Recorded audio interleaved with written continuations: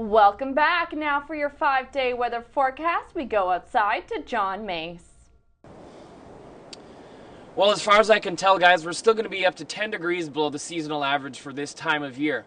Keep those long johns handy. I can't offer you much comfort for this upcoming week. Today we'll hit a high of minus 11 by the afternoon, feeling more like minus 23 with the wind chill. Winds gusting up to 25 kilometers per hour from the southwest with the risk of blowing snow. Overnight dropping down to minus 17. Saturday will be cloudy at minus 9 with a chance of scattered flurries throughout the day, hitting a low of minus 17 by the evening. Sunday we will see occasional flurries while sitting at minus 7, hitting a low of minus 14 by the evening. Snowfall won't exceed 1 centimeter though.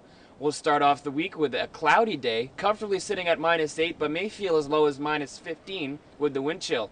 By the evening we will hit that same low of minus 15. Tuesday will be around the same mark. We'll hit a high of minus 10 on a cloudy day and we'll drop down to minus 19 by the evening. And that's it for your 5-day weather forecast. I'm sorry to bring you all these clouds, but I can tell you that we will see some more mild temperatures for a nice day with the family on February 19th. Now I'll throw it back to the studio. Thanks, John. Turning now to international and national news, the Sochi Olympic Games are officially underway following today's opening ceremonies. The show took a look at Russian culture through the eyes of a young girl. The ceremony featured many great displays of arts and design. Canadians may be familiar with the blunder at the 2010 Vancouver ceremony when a cauldron failed to rise. At today's ceremony, snowflakes fell, expanding into the design of the Olympic rings. However, one flake failed to open. Besides that mistake, the rest of the show went off without a hitch. We'll have more on the games later on in our sports update. And as the opening ceremonies were still on, a plane landed in Istanbul after a passenger announced a bomb was on board and told the plane to land in Sochi. The Pegasus Airlines flight from Ukraine to Turkey sent a hijacking signal while in the air. The plane is in a safe zone at the Istanbul airport. It's all fun and games until somebody dies. Ireland investigators are looking at a possible link between the death of a 19-year-old and an internet drinking game called Neck Nomination. The drinking game has people videotape themselves drinking beer or liquor in a unique way. The person then nominates a friend to top their video within the next 24 hours. The 19-year-old is the second person from Ireland to have their death associated with the game. A Halifax doctor is concerned the game will lead to alcohol poisoning and injury. Prescription birth control has been denied to an Ottawa woman. After going to a walk-in clinic hoping to refill her prescription, the woman was handed a letter instead, which she then posted to Facebook.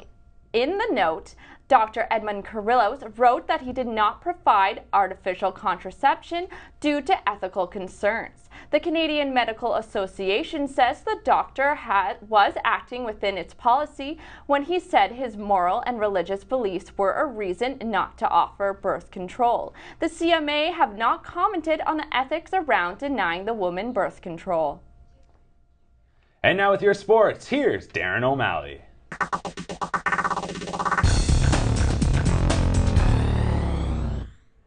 The Olympic Games are finally underway, and boy, are we excited here at Humber News.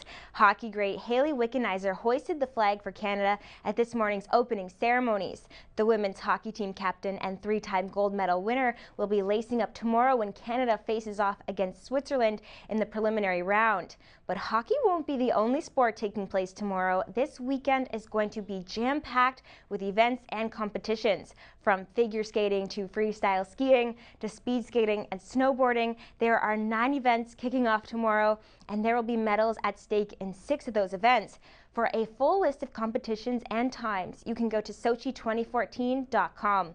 The Olympics will be broadcast on CBC. For a complete schedule, check out cbc.ca. The Humber Hawks men's and women's basketball teams are gearing up for games tonight against the Redeemer Royals. The women will be shooting for their 4th straight win, while the men are looking to make it 7 in a row. Game times are at 6 and 8 p.m. We also have some volleyball action happening on Sunday. The Hawks will host the St. Clair Saints right here at Humber College. The first game will get underway at 1 p.m. Both the men's and women's volleyball squads sit at first place in their respective divisions. The Toronto Maple Leafs gained substantial ground in their division last night with a big win in Tampa. The Buds cruised past Martin St. Louis and the Bolts. Leaf sniper Phil Kessel had 2 assists in the victory, while netminder Jonathan Bernier made 34 saves. The final in this one, 4-1. Toronto is now tied with Montreal with 68 points in the division, 1 point behind Tampa. The Leafs will be coming home to host the Vancouver Canucks at the ACC on Saturday.